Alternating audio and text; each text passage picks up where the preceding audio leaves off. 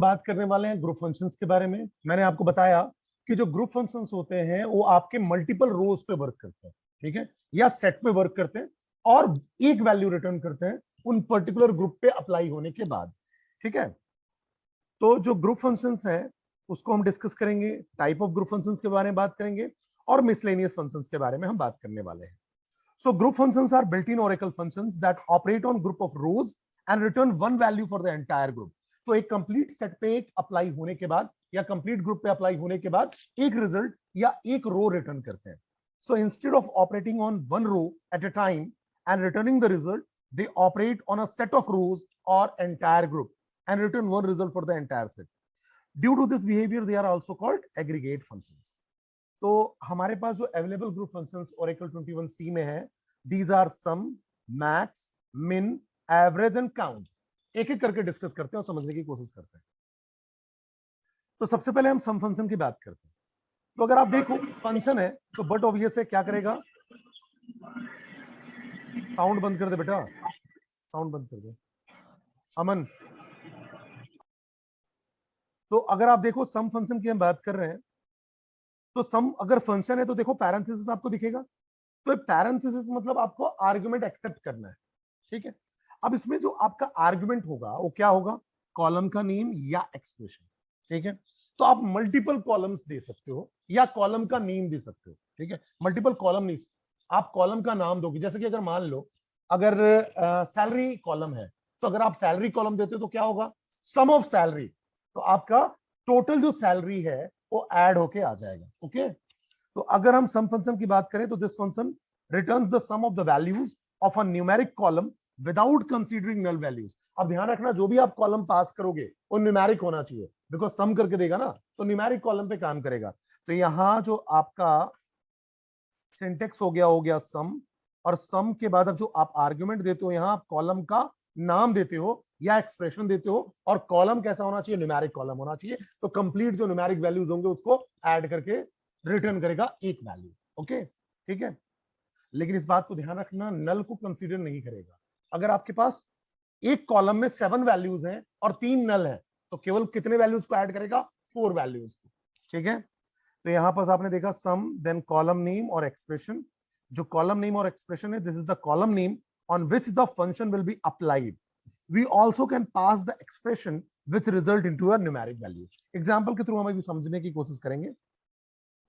वैसे ही दूसरा फंक्शन है एवरेज फंक्शन, ठीक है। इसमें भी आप कॉलम नेम या एक्सप्रेशन पास कर सकते हो, ठीक है। लेकिन जो कॉलम आप पास करोगे वो आपका न्यूमेरिक वैल्यू होना चाहिए, न्यूमेरिक कॉलम होना चाहिए। So this function returns the average of the values of a numeric column without considering null values. ये भी नल को कंसीडर नहीं करेगा, ठीक है। तो जो कॉलम नेम हो क्या है आपका, this is the column name on which the function will be applied.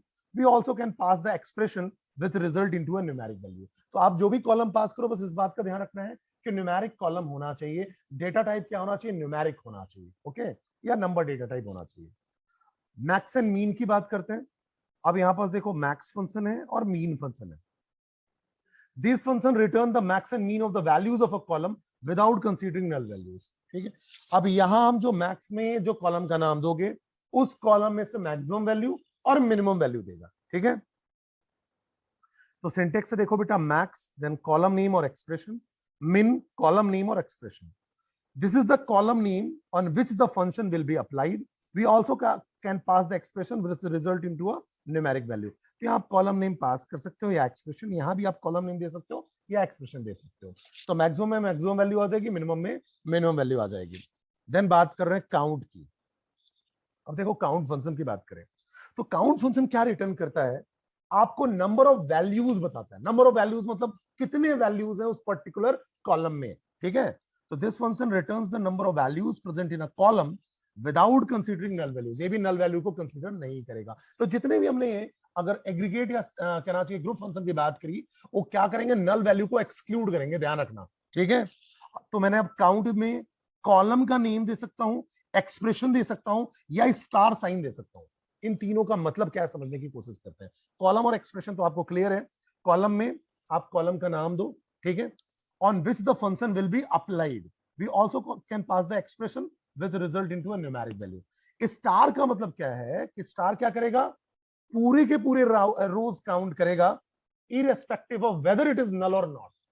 और अगर सिंपल काउंट और कॉलम नेम दोगे तो क्या होगा, नल को एक्सक्लूड करके काउंट करेगा। इस बात को ध्यान रखना कि जब हम सिंपल काउंट की बात करते हैं तो काउंट जो करता है वो क्या काउंट करता है, विदाउट कंसीडरिंग नल वैल्यूज। लेकिन अगर मैं काउंट के साथ स्टार दे दूंगा तो स्टार में वो क्या करेगा, count all the rows irrespective of whether there is null और नॉट। ठीक है, ध्यान रखना, सबको काउंट करेगा। ठीक है, तो एग्जांपल के थ्रू समझने की कोशिश करते हैं। जैसे मैंने बोला select count job from employ, मैंने क्या बोला, select count job from employ. अब जॉब से काउंट क्या कर देगा, जॉब जितने भी जॉब होंगे, जितने भी रोज होंगे, मतलब जितनी भी वैल्यूज होंगी उसको काउंट करके दे देगा। ठीक है, तो if you closely observe the above query we will find out that is not reporting kinds of job, rather it is reporting total number of posts in the company। Total जो भी values आ गई उसको report कर दिया उसने। So this is because of the function count, count every row in the job column irrespective of values being repeated। अब values बार बार एक ही value दे दो तो भी कोई फर्क नहीं पड़ेगा। मतलब मान लो अगर मैं जॉब की बात करूं, एम्प्लॉय टेबल में जो जॉब है, उस जॉब में आपके पास सारे के सारे मैनेजर वाले हैं, सारे मैनेजर हैं और 14 रोज है तो भी 14 ही आएगा, भले ही मैनेजर बार बार रिपीट हो रहा है। अगर आप चाहते हो कि केवल यूनिक वैल्यूज को काउंट करे, डुप्लीकेट को काउंट एक ही बार करे, ठीक है, डुप्लीकेट जो वैल्यूज है उसको एक ही बार काउंट करे, फिर आपके पास आता है डिस्टिंक्ट। अगर आप चाहते हो कि डुप्लीकेट वैल्यूज केवल एक बार काउंट हो तो आप डिस्टिंक्ट क्लॉज का यूज कर सकते हो। ठीक है, so to solve this issue we must use the clause distinct और unique. These clause accept a column name and return only unique values of that column। ठीक है, कैसे यूज करेंगे अब मैं इसको आपको एग्जीक्यूट करके बताता हूं। ये जो तीनों क्वेरीज हैं इनको एग्जीक्यूट करते हैं तो आपको समझ में आएगा। तो एसक्यूएल डेवलपर में मैं चलता हूं, रुको, अब एक एक क्वेरी रन करके देखेंगे बेटा।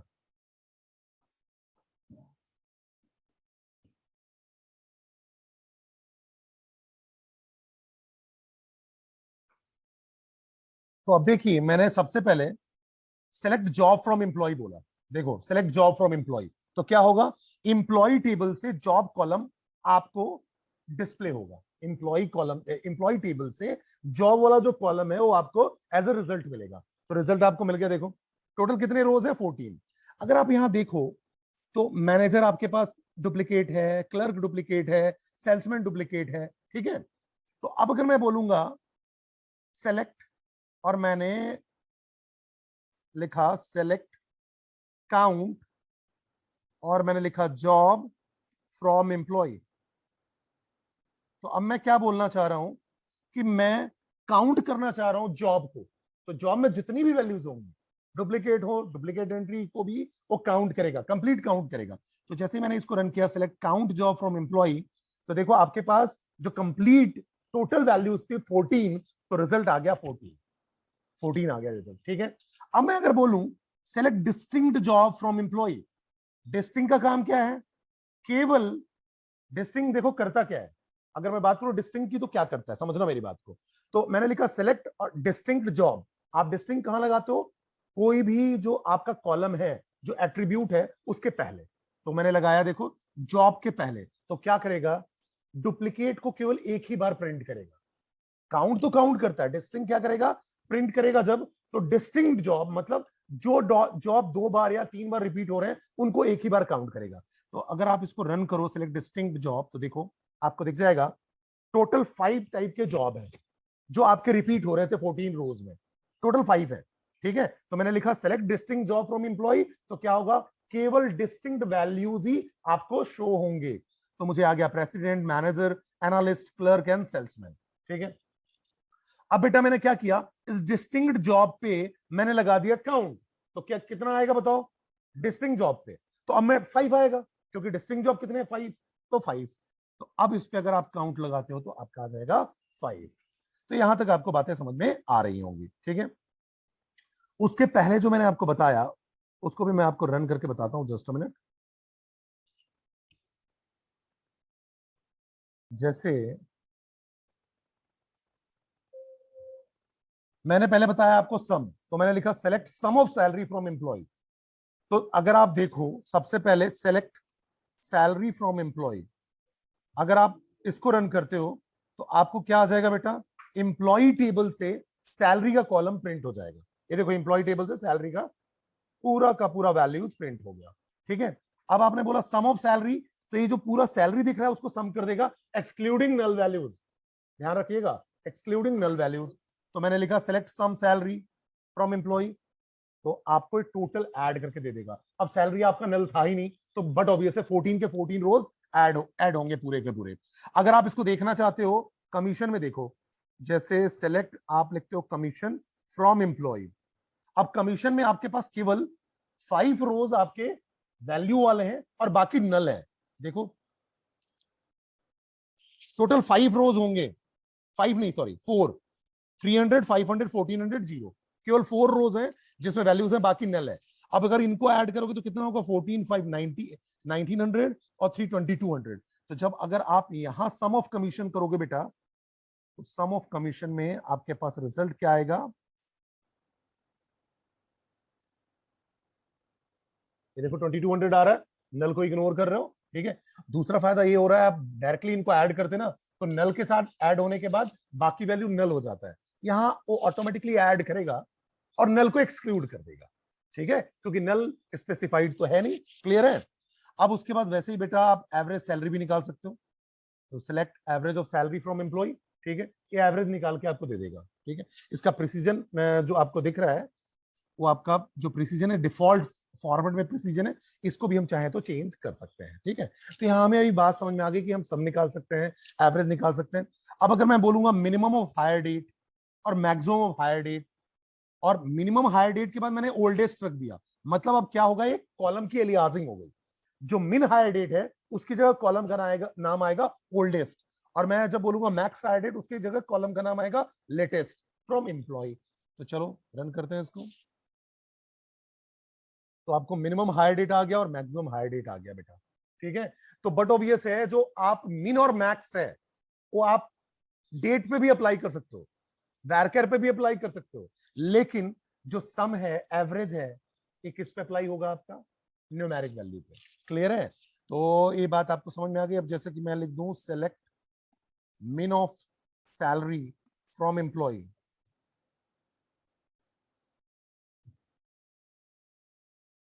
देखो मिनिमम सैलरी आ गया आपका न्यूमेरिक वैल्यू से, 800 ही मिनिमम है। अगर आप सैलरी देखोगे, अगर मैं लिखूं सिलेक्ट सैलरी फ्रॉम एम्प्लॉय, तो देखो 800 जो है ना सबसे मिनिमम वैल्यू है सैलरी की, और मैक्सिमम मेरे ख्याल से 5000 है, मैक्सिमम 5000 है। तो अगर मैं यहां मैक्स यूज करूं तो सैलरी मैक्सिमम आ जाएगी बेटा, ये देखिए 5000 आ गया। ठीक है, तो आई थिंक यहां तक क्लियर है, क्लियर हो रहा है। ठीक है, आगे बात करते हैं। अब काउंट में काउंट स्टार का यूज करके मैं आपको दिखाता हूं। जैसे सपोज दैट मैंने लिखा select count commission from employ, कितना आना चाहिए बच्चे, select count commission from employ कितना आएगा, 4, बिकॉज क्या करेगा ये, नल को एक्सक्लूड करेगा। मुझे पता है कि जब मैं अगर कमीशन को यहां से अगर डिस्प्ले करवाऊं, तो मैंने लिखा सेलेक्ट कमीशन फ्रॉम एम्प्लॉय, तो देखो आपके पास 4 नॉन नल वैल्यूज हैं और बाकी नल है, देखो केवल 300 500 1400 और 0। ठीक है, तो जब आप बोलोगे select count commission from employ, तो ये क्या करेगा, नल को एक्सक्लूड करेगा बेटा, नल को एक्सक्लूड करेगा, 4 आ गया। लेकिन अगर मैं बोलूं select count star from employ, तो इसको इससे कोई मतलब नहीं है कि नल है या नहीं है, सबको काउंट करेगा, मतलब वो कंप्लीट रो की बात करेगा बेटा। ठीक है, तो सिलेक्ट काउंट स्टार अगर मैं कर देता हूं तो आपके पास प्रिंट होगा 14। देखो बस यही डिफरेंस होता है, अगर हम काउंट स्टार की बात करते हैं तो कंप्लीट रो को काउंट करता है इंक्लूडिंग नल वैल्यूज, लेकिन अगर मैं बात करता हूं काउंट एंड कॉलम नेम, तो बट ऑब्वियस है नल को एक्सक्लूड करके काउंट करेगा। ओके, तो यहां तक बातें समझ में आ गई। ठीक है, आगे बढ़ते हैं। तो ये तो हमने ग्रुप फंक्शंस की बात की। ठीक है, अब हम कुछ मिसलेनियस फंक्शंस की बात करेंगे जिनका यूज हम नल को ट्रीट करने के लिए करते हैं, इन जनरल नल को ट्रीट करने के लिए करते हैं। ठीक है, तो अगर मिसलेनियस फंक्शन की बात करें तो ये एफ एच कोई फंक्शन नहीं है, किसी कैटेगरी में नहीं आते हैं, लेकिन हाँ ये स्पेशल पर्पस के लिए यूज में आते हैं, ठीक है, जैसे नल को ट्रीट करना इन जनरल, ठीक है, कौन से हम आर्गुमेंट को यूज करना चाहते हैं, कौन से आर्गुमेंट को यूज नहीं करना चाहते हैं। तो अगर इस टाइप का अगर कोई सिनारियो है तो वहां आप यूज कर सकते हो मिसलेनियस फंक्शन को। तो अगर हम मिसलेनियस फंक्शन की बात करें तो हमारे पास है एनवीएल, दूसरा है एनवीएल2, फिर है कॉलेज, देन है डिकोड, देन है यूजर। इनको हम डिस्कस करने वाले हैं। तो सबसे पहले बात करते हैं बेटा एनवीएल फंक्शन। तो सिंपल सी बात है, जो एनवीएल फंक्शन है वो नल वैल्यू के लिए बना हुआ है। तो this function convert a null value to an actual value. जैसे आपने देखा था ना कि नल वैल्यू को सम करने में दिक्कत आ रही थी, ठीक है, तो अगर मुझे सम करना है तो हम जीरो कर लेंगे नल वैल्यू को और उसमें सम कर लेंगे। तो एनवीएल का यूज हम ऐसे कर सकते हैं। तो this function convert a null value to an actual value. और जो एनवीएल है वो दो आर्गुमेंट एक्सेप्ट करता है बेटा, एक होता है एक्सप्रेशन 1 और दूसरा होता है एक्सप्रेशन 2। अब समझना, जो एक्सप्रेशन 1 है, if this is the column name और expression which has to be checked for null, ये वाला जो एक्सप्रेशन है फर्स्ट एक्सप्रेशन, उसको हम क्या चेक करते हैं कि नल है या नहीं है। एनवीएल के पास दो आर्गुमेंट होगा, पहला एक्सप्रेशन किस लिए चेक होगा कि नल है या नहीं है, ठीक है। तो अगर मान लो ये पहला एक्सप्रेशन नल होता है तो रिटर्न क्या होगा, एक्सप्रेशन 2। क्लियर है? अगर पहला एक्सप्रेशन नल होता है तो रिटर्न होगा एक्सप्रेशन 2, अगर नल नहीं होता है तो फर्स्ट एक्सप्रेशन ही रिटर्न होगा, ध्यान रखना। अगर पहला एक्सप्रेशन नल होता है तो एक्सप्रेशन 2 रिटर्न होगा, अदरवाइज एक्सप्रेशन 1 ही रिटर्न होगा। तो this is the column name, expression 2 की बात करें तो this is the column name और expression which has to be return if expression 1 is null, ठीक है। अब यहां जो दो एक्सप्रेशन है, एक्सप्रेशन 1 और एक्सप्रेशन 2, इसके बारे में एक चीज और है कि the two argument expression 1 and expression 2 can have the same और डिफरेंट डेटा टाइप। अब बेटा इसका डेटा टाइप जो होता है हो सकता है वो सेम भी हो सकता है और डिफरेंट भी हो सकता है, ठीक है ना। ऐसी कुछ बात नहीं है कि दोनों को मुझे न्यूमेरिक ही लेना है या एक न्यूमेरिक और वैरकर दूसरा नहीं हो सकता है, ठीक है। If there data type are different, Oracle implicit convert one to the other according to the following rules। अगर दोनों के डेटा टाइप डिफरेंट है तो बट ओबीएस है इंप्लिसिट कन्वर्जन करेगा। अगर इंप्लिसिट कन्वर्जन नहीं कर पाया, क्योंकि मैंने आपको पिछली क्लास में बताया था कि इंप्लिसिट कौन कौन से होते हैं, नंबर को वैरकर में कर सकते हो, वैरकर को नंबर में कर सकते हो, वैरकर को डेट में कर सकते हो, ठीक है। अगर इंप्लिसिट नहीं कर पाया तो एरर जनरेट करेगा, ध्यान रखना, ठीक है। तो समझते हैं, if their data types are different, Oracle implicit converts one to the other according to the following rule। पहला क्या रूल है, if the data type of E1 means expression 1 is character, Oracle converts expression 2 to the data type of E1 before comparing them with null and return varchar 2 in the character set of E1। तो ध्यान रखना, अगर पहला data type जो है, पहले expression का data type character है तो ऑटोमेटिकली उसको किसमें कन्वर्ट कर देगा, वैरकर 2 में, और तब जाके उसको चेक करेगा कि नल है या नहीं है। पहले कन्वर्जन करेगा, इस बात को ध्यान रखिएगा। दूसरा, ये पूछा जाता है बेटा इंटरव्यूज में, पूछे जाते हैं। सेकंड, अगर मैं बात करूं तो if the data type of E1 is numeric, Oracle determines which argument has the highest numeric precedence। अब देखेगा कि एक्सप्रेशन 1 और एक्सप्रेशन 2 में से किसका प्रेसिडेंस ज्यादा है, ठीक है, और फिर implicitly convert the other argument to the data type and return that data type, जिसका भी प्रेसिडेंस ज्यादा होगा। If Oracle cannot implicit convert one data type to the other, then it throws an error। Clear है? Example के through समझते हैं बेटा, अभी क्लियर होगा।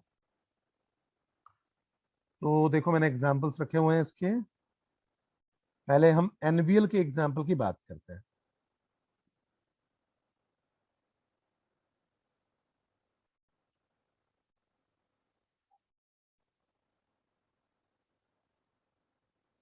तो देखो बेटा, सबसे पहला एग्जांपल मैंने लिया, सिलेक्ट एनवीएल 100, 200। तो सबसे पहले देखो दोनों ही न्यूमेरिक है, कोई दिक्कत वाली बात ही नहीं है ना, यहाँ तो दोनों ही न्यूमेरिक है, एक्सप्रेशन 1 और एक्सप्रेशन 2। अब इसमें देखो सबसे पहले एक्सप्रेशन 1 चेक होगा, ये नॉट नल है, नल तो नहीं है। अगर नल होता तो एक्सप्रेशन 2 प्रिंट होता, नल नहीं है तो क्या होगा, एक्सप्रेशन 1 प्रिंट होगा। तो देखो इसको रन करूंगा तो क्या आएगा आउटपुट, बताओ, 100। तो देखो 100 आ गया, क्लियर है। अब दूसरे वाले की बात करते हैं, एनवीएल नल 200 फ्रॉम डुअल, क्या आना चाहिए बताओ, 200 नल है ना, पहला जो है एक्सप्रेशन वो नल है। अगर एक्सप्रेशन नल है तो एक्सप्रेशन 2 प्रिंट होगा, नल को ही ट्रीट करने के लिए। अगर एक्सप्रेशन 1 नल नहीं है तो पहला ही प्रिंट होगा, फर्स्ट एक्सप्रेशन ही प्रिंट होगा। तो यहां आएगा 200, ठीक है, क्लियर है। अब बेटा थर्ड जो है ना वो बड़ा इंटरेस्टिंग है। मैंने लिखा select NVL commission comma zero from employ. अब क्या करेगा बताओ बेटा ये। अब देखो कमीशन में मेरे पास कितने नॉट नल वैल्यूज हैं, 4। वो तो बिल्कुल एज इट इज प्रिंट होंगे, लेकिन जहां जहां नल होगा वहां वहां जीरो प्रिंट हो जाएगा, मतलब 10 रोज में जीरो होगा। इसको देखने के लिए मैं आपको ना पहले कमीशन दिखाता हूं। तो मैंने लिखा सेलेक्ट कमीशन फ्रॉम एम्प्लॉय। जैसे ही बेटा इसको रन करोगे आप, तो आप देखो कमीशन आपका पूरा का पूरा प्रिंट हो गया। ठीक है, या एक काम करते हैं, मैं ना यहां कमीशन कॉलम भी ले लेता हूं। ठीक है, तो आपको क्लैरिटी और आएगी बेटा। रन करें, चलो। अब देखो बेटा जहां नल है वहां जीरो हो जाएगा, देखो। और जो वैल्यूज था वैल्यू रहेगा, जीरो भी वैल्यू होता है इसलिए जीरो ही है, जीरो खुद वैल्यू है ना। जहां नल था वहां जीरो कर दिया उसने, क्यों? क्योंकि मैंने आपको बताया पहला एक्सप्रेशन चेक होगा, अगर वो नॉट नल है देन वो एक्सप्रेशन 1 ही प्रिंट होगा, but if it is null then expression 2 print होगा। ठीक है, चलिए आगे बात करते हैं। अब बेटा मैंने बोला ना select distinct NVL E name comma triple A from employ. ये क्या करेगा बेटा बताओ, ये क्या हाँ, जहां ई नेम आपका नल होगा वहां ट्रिपल ए आ जाएगा। ऐसा कोई भी रो है ही नहीं मेरे पास, ई नेम में ऐसा हमारे पास कोई वैल्यू है नहीं। ठीक है, ठीक है, क्लियर है इतना? बात समझ में आ रही है? ठीक है, और डिस्टिंग लगाने का फायदा नहीं है। क्यों नहीं फायदा हो रहा है? सारे ही मेरे ख्याल से नाम जो होंगे ना वो डिस्टिंक्ट ही होंगे, इसलिए। क्लियर है यहां तक? बात समझ में आ रही है? ठीक है, अच्छा चलो। अच्छा कमीशन में हम लगा के देखें, एक काम करते हैं कमीशन की बात करते हैं। एरर आ रहा है, क्यों? क्योंकि कन्वर्जन कन्वर्जन में दिक्कत हो रही है, कन्वर्जन में दिक्कत हो रही है। ठीक है, क्योंकि ट्रिपल ए है, कन्वर्जन में दिक्कत हो रही है, और आप डिस्टिंक्ट भी लिख रहे हो, तो नल में डिस्टिंक्ट का कहां से आएगा? ठीक है, इसलिए दिक्कत है। तो ये हो गया। अब उसके बाद हम बात करें सेलेक्ट एनवीएल। इंप्लिसिट कन्वर्जन में दिक्कत क्या आ रही है? डिस्टिंक्ट के चलते। ठीक है, और इंप्लिसिट कन्वर्जन जब हमारा होता है ना, तो न्यूमेरिक से आपका वैरकर में कन्वर्ट होता है, लेकिन कन्वर्जन कब करेगा वो? जब वैल्यू भी न्यूमेरिक टाइप का हो। सिंगल कोट्स में मैंने आपको पिछली क्लास में बताया था, सिंगल कोट्स में आप 2000 लिख सकते हो, उसको 2000 कर देगा न्यूमेरिक, लेकिन आप ए लिखोगे तो एरर आएगा। क्लियर हो रही बात इतनी? तो उसमें समझना है अपने को कि कैसे वो कन्वर्जन करता है। देन हम बात करते हैं सेलेक्ट एनवीएल सैलरी प्लस कमीशन, और फिर मैं लिखा सैलरी अच्छा ये चलो एनवीएल में ना आर्गुमेंट ज्यादा वाले का है, ये अभी हम डिस्कस करेंगे। यहां तक बात समझ में आ गई? चलो आगे बढ़ते हैं। अब मैं बात करूं बेटा एनवीएल 2 की। अगला है एनवीएल 2। ठीक है, एनवीएल 2 की बात कर रहे हैं बेटा। एनवीएल 2 क्या करता है? अब देखो एनवीएल के पास ना हमारे पास 2 आर्गुमेंट होता था, एनवीएल 2 के पास हमारे पास 3 आर्गुमेंट होते हैं बेटा। अगर एनवीएल 2 की बात करें तो आर्गुमेंट कितने होंगे? 3, या एक्सप्रेशंस कितने होंगे? 3। अब देखो the NVL 2 function examines the first expression, if the first expression is not null then it returns the second expression। ध्यान रखो, समझो फिर से। the nvl2 function examine the first expression, if the first expression is not null then it returns the second expression, if the first expression is null then the third expression is returned। Clear हुई बात है? नहीं, पहले expression को check करेगा। पहला अब यहां कुछ कभी प्रिंट नहीं होगा, लेकिन पहला प्रिंट नहीं होगा। पहला अगर नॉट नल हुआ तो सेकंड प्रिंट हो जाएगा, और अगर पहला जो फर्स्ट एक्सप्रेशन है अगर वो नल हुआ तो थर्ड प्रिंट हो जाएगा। सिंपल। ठीक है, तो यहां देखो एक्सप्रेशन 1, एक्सप्रेशन 2, एक्सप्रेशन 3। ठीक है, अब स्ट्रिंग 1 आपने दिया, अब ये सेकंड वाला कब प्रिंट होगा? Value if not null. और थर्ड वाला कब प्रिंट होगा? Value if null. रन करके देखते हैं बेटा, क्लियर होगा।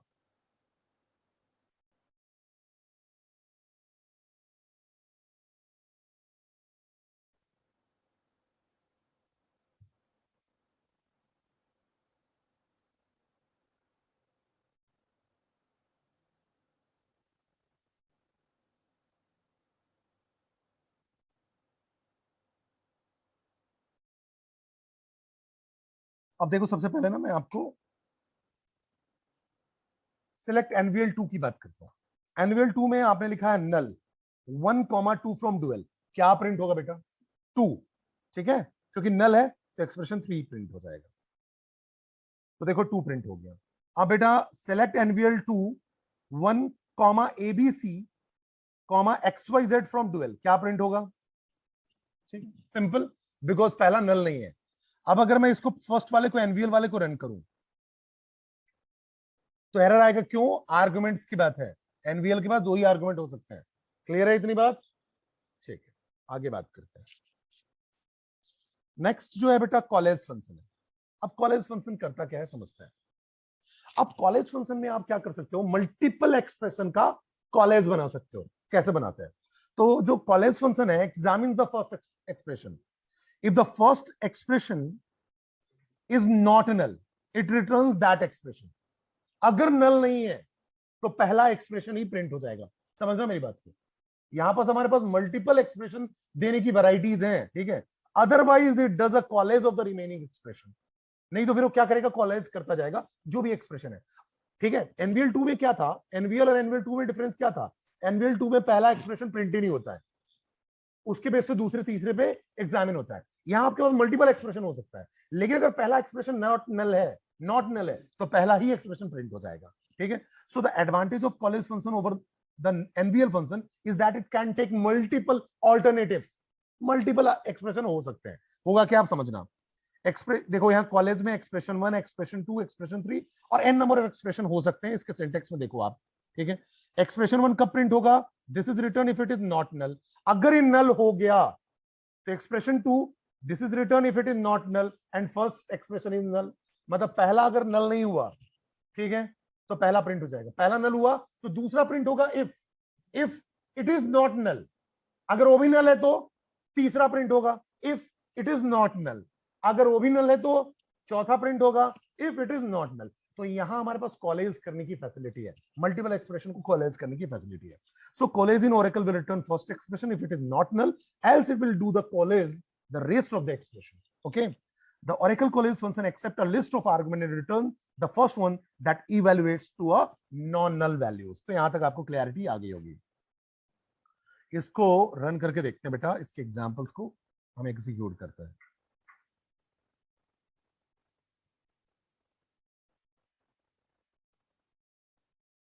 तो देखो पहला है select coalesce null null null from dual. क्या आएगा? सारे ही नल है बेटा, क्या आना चाहिए जल्दी बताओ? सारे ही नल है, सारे ही नल है तो कोई ऑप्शन नहीं बचता है, तो नल ही आएगा। क्यों? इसके चलते नहीं दे रहा है, एक्सप्रेशन के चलते, उसको कुछ मिला ही नहीं इसलिए नल दे रहा है, ठीक है। अब उसके बाद अगर फर्स्ट नल है और सेकंड नल नहीं है तो सेकंड आ जाएगा, मतलब ए। अब अगर फर्स्ट ही नल आपका नॉट नल है तो 1 आ जाएगा। क्या दिक्कत है इसमें?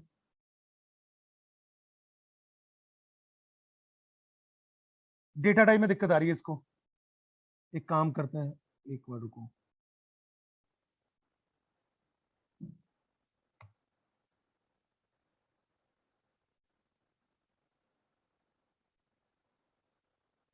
कन्वर्जन में दिक्कत आ रही थी बेटा, ठीक है। तो मैंने क्या कर दिया, डेटा टाइप देखो सेम कर दिया, एबीसी आ रहा है, ठीक है। देन मैंने बोला select college salary plus commission, फिर सैलरी हो फिर जीरो हो। अब याद करो सैलरी प्लस कमीशन करेंगे तो क्या आएगा?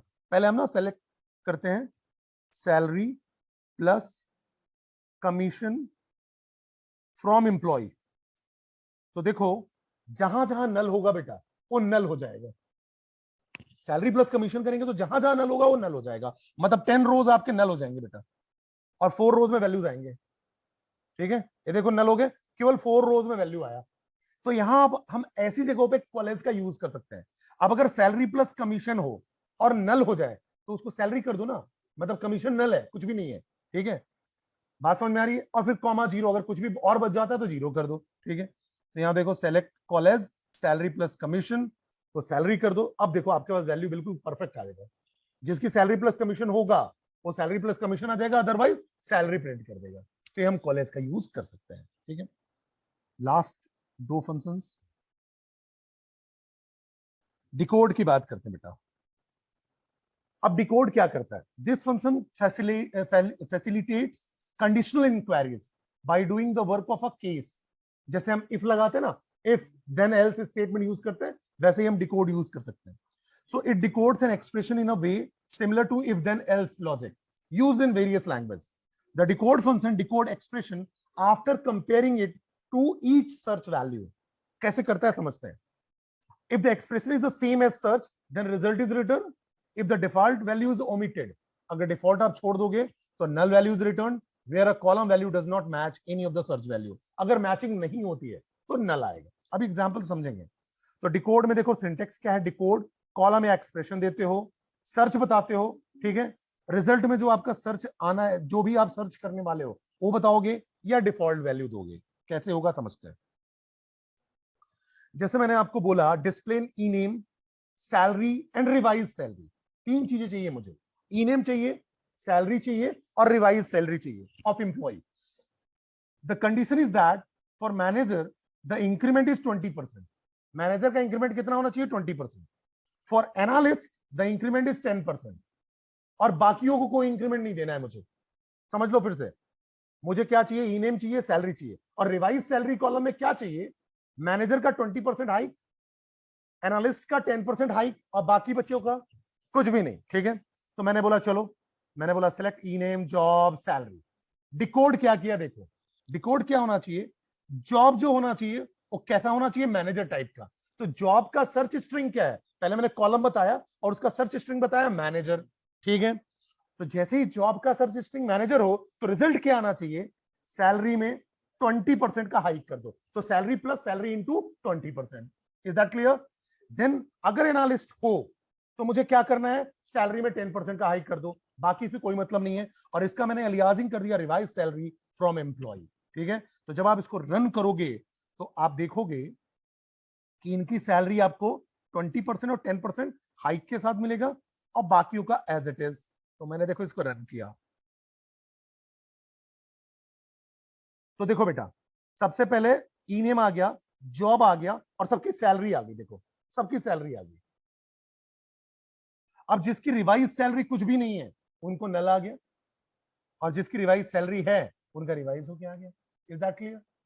जो मैचिंग में नहीं आएगा, मैंने बताया नल देता है, जो मैचिंग नहीं हो रहा है, तो जो मैच नहीं हो उनका रिवाइज सैलरी नल है। ठीक है, और बाकियों का रिवाइज होके आ रहा है। 20% आ रहा होगा आपका मैनेजर का और एनालिस्ट का आ रहा होगा 10%। तो आई थिंक ये भी क्लियर हो गया होगा। नेक्स्ट बात करते हैं बेटा। अगर आपको यूजर का नाम निकालना है कि कौन से यूजर में आप काम कर रहे हो, सिस्टम में काम कर रहे हो, लोकल यूजर में काम कर रहे हो, तो आपके पास अगर आप देखो तो एक फंक्शन है जिसके थ्रू आप निकाल सकते हो। यूजर नाम का फंक्शन है जिस फंक्शन के थ्रू आप यूजर को डिस्प्ले करा सकते हो कि कौन से यूजर में आप काम कर रहे हो। लिखना क्या होगा आपको? Select user from dual. तो जैसे ही आप सेलेक्ट यूजर फ्रॉम डुएल लिखोगे तो आपके पास यूजर नेम आ जाएगा बेटा। तो मैंने लिखा सेलेक्ट यूजर फ्रॉम डुएल। मैं C#S कॉलेज 1 के अंदर काम कर रहा हूं, ठीक है, सॉरी कॉलेज के अंदर। तो यहां देखो क्या आ जाएगा? C#S college. तो आप यूजर यहां से डिस्प्ले कर सकते हो। तो ऐसे हमने देखा बेटा कैसे ग्रुप फंक्शन को यूज करते हैं, और कहना चाहिए मिसलेनियस फंक्शन को हम कैसे यूज करते हैं। और इनको हम देखेंगे अभी हम ग्रुप बाई और वेयर क्लॉज जब हम पढ़ेंगे या सब क्वेरीज पढ़ेंगे तो वहां इसका बहुत ज्यादा यूज है। ओके बेटा।